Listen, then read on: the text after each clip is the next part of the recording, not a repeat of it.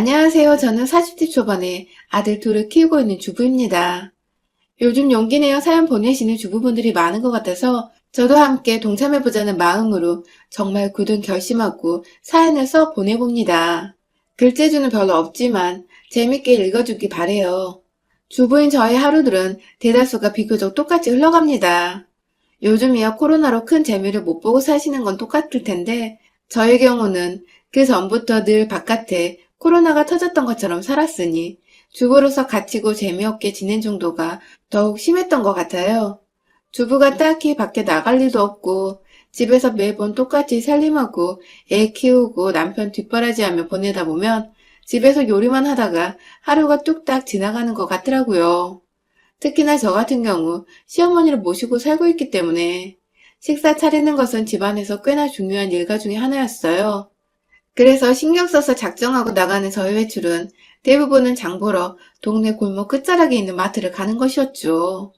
애들이 어릴 때나 자주 데리고 놀이터라도 나가서 놀았지만 이제는 애들도 나름 크고 친구들이 더 중요한 나이가 되니 저도 어디 갈 때마다 보초 설 일도 없고 그냥 집에 들어오고 나가는 나의 가족들을 챙겨주며 집안이 늘 이들에게 따뜻하게만 만들어 놓으면 되더라고요. 저희 시어머니나 저희 남편이나 참 냉정하고 차가운 사람입니다. 저희 아들들도 마찬가지고요. 다들 성격이 조용하다 보니 남편한테 딸이라도 낳아서 좀 더 살갑게 살아보고 싶다며 몇 번 딸라차고 졸라보기도 했었습니다. 하지만 남편은 한결같이 확고하게 자식을 더 낳길 거부했어요. 자신이 힘이 없다는 말로 저를 피하더니 급기야 경제적으로도 여유가 없을 것 같고 어머님 모시기도 점점 힘든데 자신이 애를 셋 낳아 키울 능력이 안 될 것 같다고 자신감 없는 말을 내뱉길래 저도 그런 남편이 불쌍해지고 안쓰러워 그 다음부터는 절대로 딸 낳자는 말을 입 밖으로 꺼내질 않았죠. 부부는 일심동체여야 하는데 제가 남편을 이해 안 해주면 누가 이해해주겠냐는 마음으로 남편이 경제적인 부분에 있어서 부담을 느껴왔나 싶어 그 후론 잔소리조차 아꼈어요. 흔히 부부 사이에 해줄 수 있는 투정이나 힘들다는 고백조차도 전 남편이 행여나 부담을 느낄까봐 일절 입을 꼭 다물었죠. 남자아이들을 연년생으로 둘이나 키우는 건 정말 일이었습니다. 아이 하나 키우는 것도 주부 손으로 벅차 죽겠는데 그런 애가 또 하나 있으니 제 두 손은 온전히 아들 둘에게 뻗친 채 지금껏 살았어요. 시어머니가 계셔도 도통 육아에 도움을 주려 하질 않으시고 오히려 옆에서 밥 해달라 뭐 해라 집안꼴이 왜 이러냐 치워라 등의 잔소리만 해대시는 분이셨던지라 전 완전히 독박 육아를 해야 했습니다. 지금이야 애들이 자기 할 일은 알아서 할 정도로 컸고 세월도 흘렀으니 웃고 넘기며 과거를 말할 수 있지만 당시만 해도 저는 저대로 20대 중반의 어린 여자였고 아이 키우는 것이 너무나도 서툴렀기에 모든 게 어렵고 힘에 부쳤어요. 첫 아이를 낳고 조금 시간적 여유를 가졌더라면 둘째 키우는 것은 보다 수월했을 것도 같은데 첫째 낳자마자 둘째를 낳아버리니 제 마음의 여유도 부족했고 경험도 부족해 오히려 첫째를 제대로 키워내지도 못하는 역효과를 냈던 것 같아요. 그래서인지 첫째는 어릴 적부터 동생을 참 많이 시기 질투했고 제가 둘째를 조금이라도 안고 있으면 혼자 방에 들어가 막 울기도 했어요. 엄마를 동생한테 뺏긴 것 같다고 둘째를 밖에 버리고 오라는 둥 다소 과격한 말을 일삼으며 동생에 대한 질투를 표현하니 엄마인 제 가슴은 미어질 수밖에 없었습니다. 어떻게든 첫째가 둘째와 잘 지내볼 수 있게 첫째가 마음의 상처를 더 받지 않게 그리고 둘째가 그런 형을 오로지 믿고 의지할 수 있도록 최선을 다해서 사랑으로 육아를 했어요. 웬만하면 밖에서 일하는 남편한테 짐이 되지 않으려고 정말 최선을 다했는데 우리 남편은 제가 말을 안 하니 힘든 줄을 모르더라고요. 더군다나 옆에 시어머니가 제 육아를 도와주는 줄 알고 있는 건지 절대로 혼자서 애 키우느라 고생한다는 말이 아니라 둘이서 애 키우니까 숨은 트이지 하는 식으로 말을 하곤 했습니다. 그래도 주변의 친구들이며 직장 동료들이며 다 애기들 아빠라서 어디서 듣는 거라도 있을 줄 알았는데 늘 집에 오면 자기 쉬기만 바쁘지 저나 애들 한번 거들떠보지 않더라고요. 그러던 중 남편 친구들의 부인들과 어쩌다 점심때 커피나 한잔하자고 모이기만 하면 다들 애 아빠가 일하고 집에 들어와서도 애들 봐주는 게 고맙다며 그 모습에 더 맛있는 밥상을 차려주게 되더라는 훈훈한 소리를 하고 있고, 왜인지 이 세상에서 저 혼자만 소외가 된 기분이었습니다. 우리 집 남편만 날 도와주지 않고, 우리 집 남편만 날 여자로서 사랑해주지 않는다는 생각 말이죠. 그래서 참다 둘째 낳고 4달쯤 지나 저녁에 애들 다 재워놓고 남편과 시어머니께 하소연을 좀 해봤어요. 서러운 마음에 예상치 못하게 눈물이 주르르 흘렀지만 아랑곳 않고 남편한테 나 힘드니까 육아 좀 도와줘 라며 참 너무한다는 원망의 목소리를 내비쳤죠. 하지만 두 분 모두 달라지지 않더군요. 남편은 심지어 30분 동안 내가 애기 볼 테니 너 밥 먹어 등의 아주 계산적인 말을 던지면서 제게 시간 제한을 주고 육아를 도와주겠다 말을 건넸고, 심지어는 난 회사에서 8시간 일했는데 넌 일도 없는데 왜 육아를 도와달라 말하냐? 면서 자신이 왜 자기 애들을 봐야 하는지 모르겠다더군요. 옆에서 시어머니는 계속 모른 척하며 계시더니 기껏 한마디 거둔다는 게 내가 도와주잖아 라는 거였고요. 한 번도 육아를 도와준 적이 없으신 분이 참 가소롭더군요. 남의 자식도 아니고 지 자식들 손주도 육아하는 것 좀 도와달라는 건데 아주 남의 집 자식 대하듯이더군요. 결혼 전에는 그래도 짧은 대화라도 제 눈을 바라봐주며 말을 했던 것 같고 오다 가다 사왔다며 나름 친데레처럼 절 챙겨주기도 많이 챙겨줬는데 아들을 둘이나 낳고 아줌마가 되어서인지 남편은 정말 남의 편이 되어버린 듯 했습니다. 시어머니는 늘 한결같이 제가 그냥 이 집안의 아줌마인 정도로만 생각을 하셨었고요. 사소한 것일지라도 이렇게 차갑고 정없는 남편의 말에 전 더 큰 상처를 받았고 결국 그날 이후 이 사람을 거의 포기하다시피 내버려뒀어요. 그렇다고 남편을 방치한 것이 아니라 육아에 있어서는 차라리 도움을 먼저 요청하지 않으면서 상처를 덜 받는 쪽을 선택한 것이죠. 자연스레 남편과 멀어지니 시어머니도 제대로 된 어른으로 대해드리기 힘들었지만 나름 이 집안이 깨지는 것까지는 원치 않는다는 생각에 어른 공경하며 제 할도리는 다 하고 살았습니다. 회사와 멀리 떨어져 살아서 최소한 새벽 5시에 일어나던 남편보다 먼저 일어나 아침을 차려줬고 그렇게 출근시키고 나면 애들이 하나둘 깨서 돌보고 시어머니 아침, 점심, 저녁 꼬박꼬박 차려주니 늘 저녁 시간이었습니다. 남편은 집에 오면 거의 8시가 되는데 시어머니는 꼭 제가 남편 밥 차려주는 걸 옆에서 보더니 거들어 주시지도 않을 거면서 새 밥을 내와라 혹은 국을 다른 걸로 바꾸라면서 전날 저녁과 아침과는 다른 메뉴를 상에 올리도록 강요하셨습니다. 자기 아들이 밖에서 열심히 일하고 왔는데 그거 하나 못 해주냐며 삼시세끼 밥 차리느라 바빠 죽겠는 며느리한테 제가 무슨 마술사도 아닌데 당장의 요리를 바꾸라는 기가 막힌 주문을 하곤 하셨죠.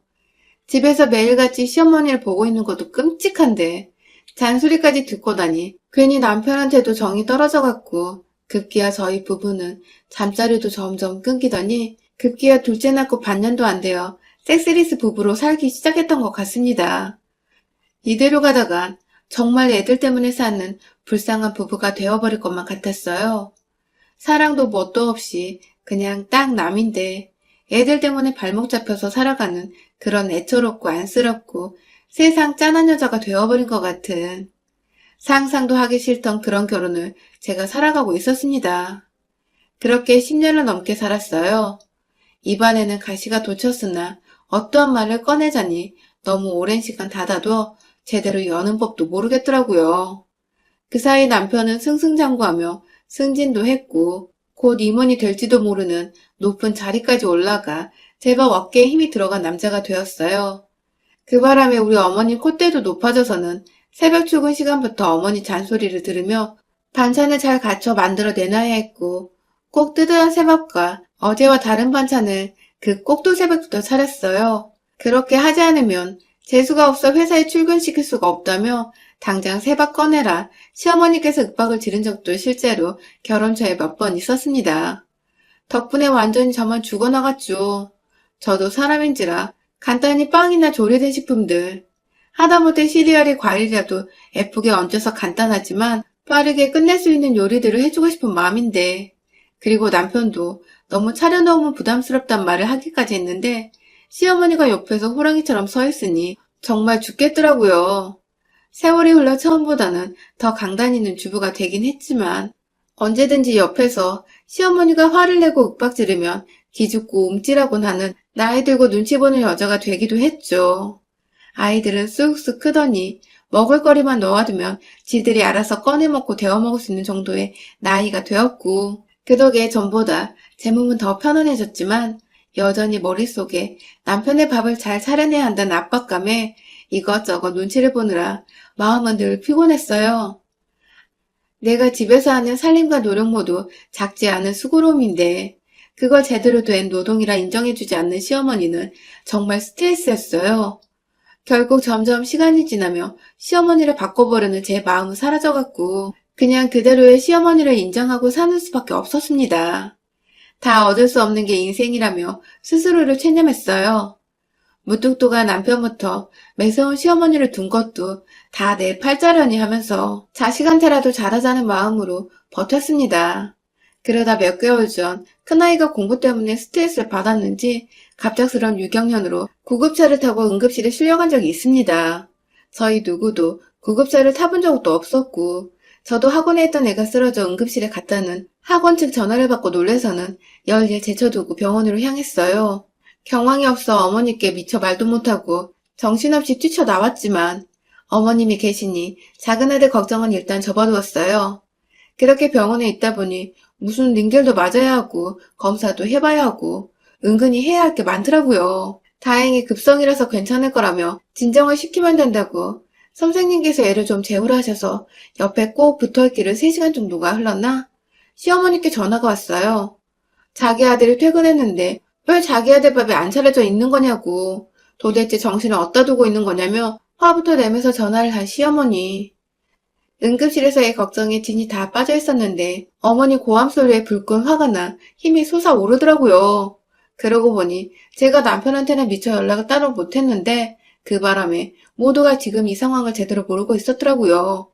단지 밥을 안 차려놓은 것뿐인데 여기서 제가 뭘 그리 크게 잘못했는지 모르겠지만 일단 화내는 사람을 진정부터 시키려고 마음에도 없는 사과를 했습니다.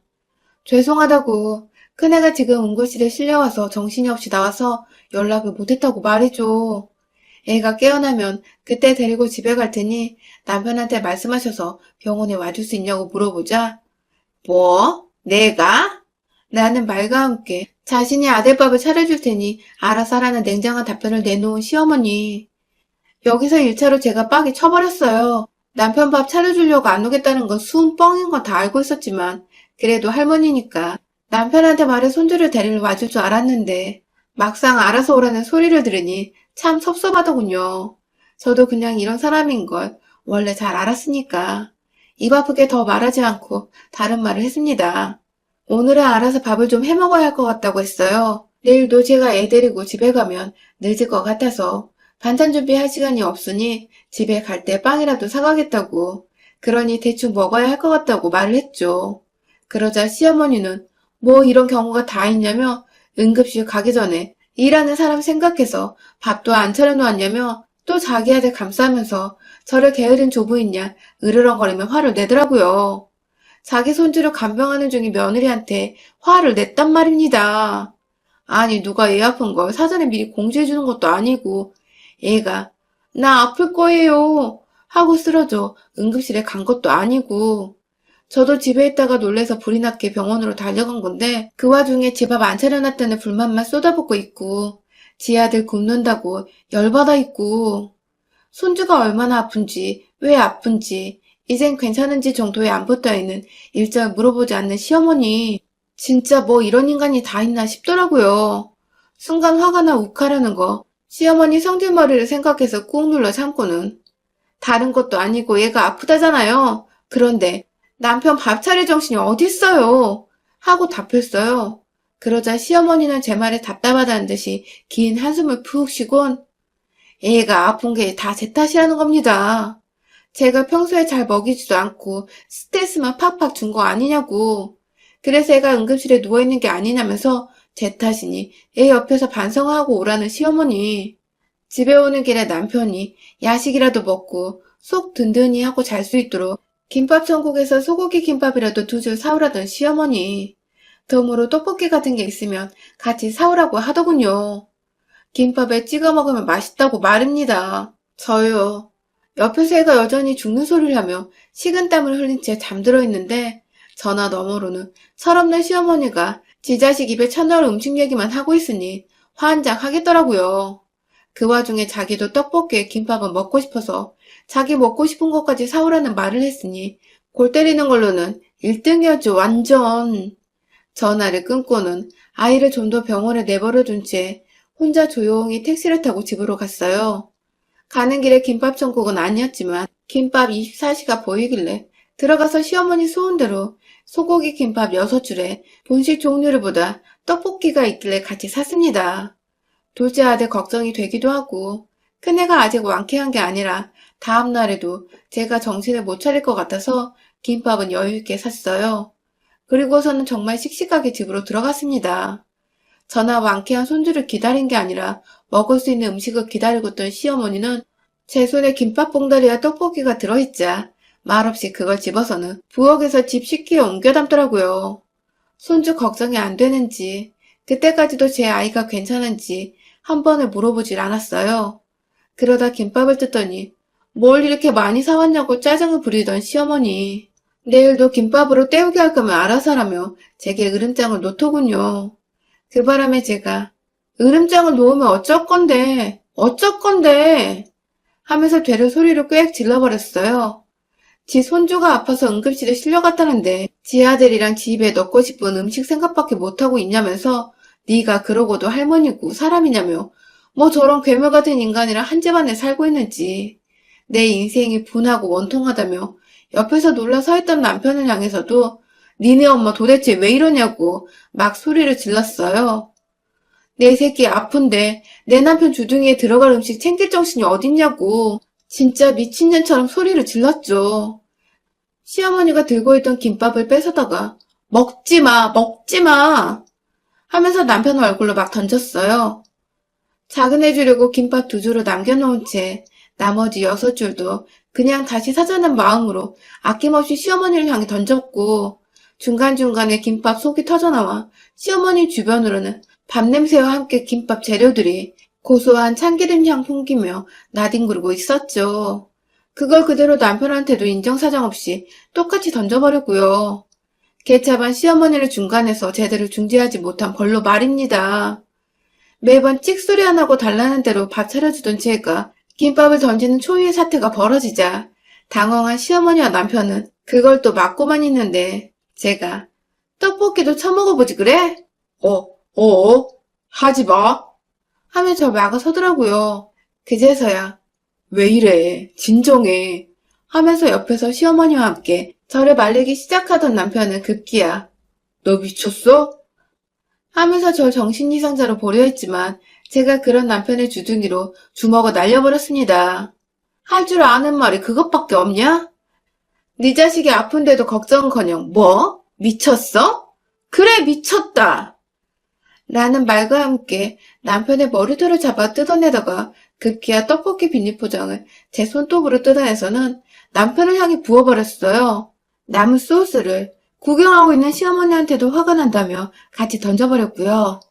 완전히 플라스틱 용기 그릇 안에 담긴 떡볶이를 시어머니 얼굴에다 갖다 대고서 남은 소스를 탈탈탈 털어버렸습니다. 시어머니는 저한테 해코지를 당하고는 난리가 났어요. 화장실로 뛰어들어가 양념을 닦아내고 남편은 그 옆에서 자기 주둥이에서 피가 나는지 막 거울로 확인하더라고요. 전 그냥 가소롭다는 듯이 그런 두 사람을 쳐다보고 있었고 시어머니는 이내 저의 눈빛이 느껴진 건지 당황한 표정으로 다가와서는 그러더라고요.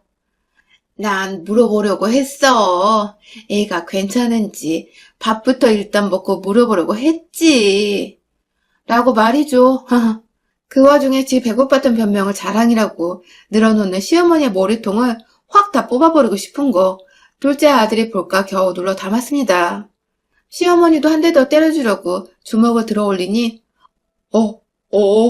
하지 마 하는 남편이 긋고 말리는데 시어머니는 그 와중에 작은 아들 뒤로 주랭랑을 치더라고요. 앞으로 생각 없이 뱉는 말들 중 내 손에 아작날 말들은 가려사라고 하니 꿀먹은 벙어리 마냥 침 한 번 꼴딱 삼키곤 알겠다는 남편과 시어머니.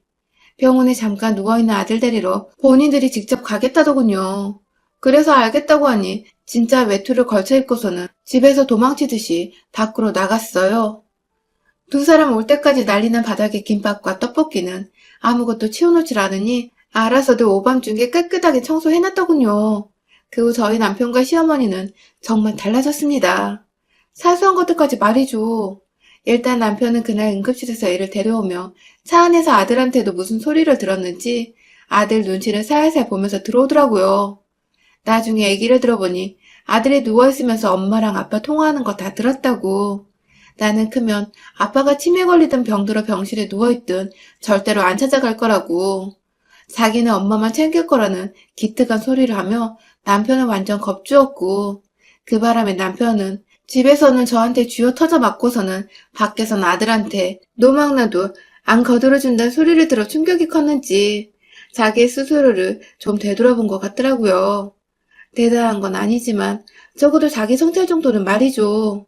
그리고 덩달아 우리 시어머니는 본인 치매가 곧 다가올지도 모르는데 손자가 벌써 저런 섬뜩한 소리를 해대니 당장에 자기 앞날을 예측 못하겠다는 듯이 겁에 질려버리셨고요. 졸지에 남편이나 시어머니나 저만큼 큰아들의 눈치까지 덩달아 보게 되신 거죠. 그날부터 시어머니는 평소처럼 새벽에 밥을 차리는 제 옆에 와 쓸데없는 반찬 잔소리를 하며 제 기분을 건드리는 일은 하지 않으신답니다. 나름 노력을 하고 계신 중이신 거죠. 제가 잠깐 생리 중이라서 아프다고 침대에 드러누워있을 때에도 이제는 알아서 자기가 밥을 얹히고 괜히 슬쩍 그런 자신이 민망하고 어색한지 저한테 반찬은 어떻게 해먹어야 하냐며 실없는 질문을 하러 오더라고요. 남편도 주는 대로 받아먹으며 가끔 시어머니가 쓸데없는 소리를 본능적으로 하려고 하면 중간에서 제대로 중재를 해주려고 하고요. 뭐가 어찌되었든 지들 손으로 밥을 차려먹고 차려주는 대로 입에 쳐넣는 게 어찌나 반갑고 좋던지요. 거기다 무뚝뚝하다고 여겼던 제 아들들이 실은 속으로 엄마를 열심히 응원하고 지지해주고 있다는 생각이 들어 내심 자식 열심히 키운 보람이 있구나 싶었답니다. 가끔 남편이나 시어머니가 또 저한테 실없는 소리를 해대며 성질을 긁으면 큰아들한테 찾아가 엄마 힘든 소리도 좀 하고 도움을 요청해보기도 하려고요. 남편과 시어머니는 늘 본인이 군림할 거라 생각한 가정에서 잡밥도 안 되는 처지가 되어놓고 보니 어색했는지 밥뿐만 아니라 아들들과 저한테 먼저 말도 자주 거는 편이에요. 노력하는 모습이 당장에 이쁘지는 않아서 장단은 잘 안 맞춰주고 있지만 이대로 계속 변한 모습으로 가정을 대하면 저도 그땐 제대로 용서를 하며 받아쳐주고 애들한테도 좋은 부모 고부관계 모습을 좀 보여주려고 노력하려고요. 다들 잡아먹으려 안달난 시어머니나 남편이 있으면 저처럼 초강력 방어 자세를 취하며 선빵 한 대 날려보세요. 의외로 정신을 차리고 만만한 여자가 아니라며 떠받들어 줄지도 모릅니다. 여러분의 생각은 댓글로 남겨주세요. 오늘도 시청해주셔서 정말 감사합니다.